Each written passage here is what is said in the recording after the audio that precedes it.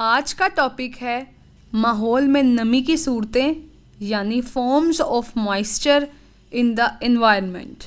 ماحول میں نمی یعنی موئسچر کسی نہ کسی صورت میں موجود ہوتا ہے۔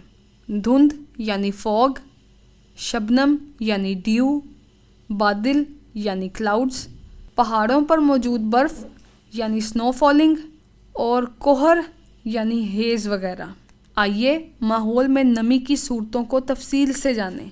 دھند یعنی فوگ، پانی ہوا میں ہمیشہ آبی بخارات کی شکل میں موجود ہوتا ہے۔ جب دھوئیں یا مٹی کے ذرات ٹھنڈی آب و ہوا میں موجود ہوں تو یہ آبی بخارات دھند کی شکل میں ظاہر ہوتے ہیں۔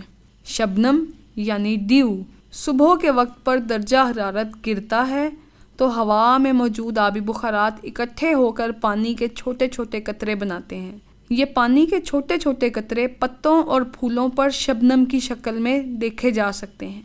بادل یعنی کلاؤڈز، ہوا میں موجود پانی کے بخارات پانی کی گیسی حالت ہے۔ کافی بلندی پر آبی بخارات ہوا کا درجہ حرارت کم ہونے کی وجہ سے دوبارہ پانی کے چھوٹے چھوٹے قطروں کی شکل اختیار کر لیتے ہیں۔ پانی کے ان قطروں کے ہوا میں موجود ہونے سے بادل بنتے ہیں۔ پہاڑوں پر موجود برف یا سنو فالنگ، سخت سردی کے دوران فضا میں موجود پانی برف کی شکل میں پہاڑوں پر گرتا ہے۔ کوہر یعنی ہیز، سخت سردی میں فضا میں موجود پانی کوہر کی شکل میں تالابوں اور جھیلوں کی سطح پر تہیں بنا لیتا ہے۔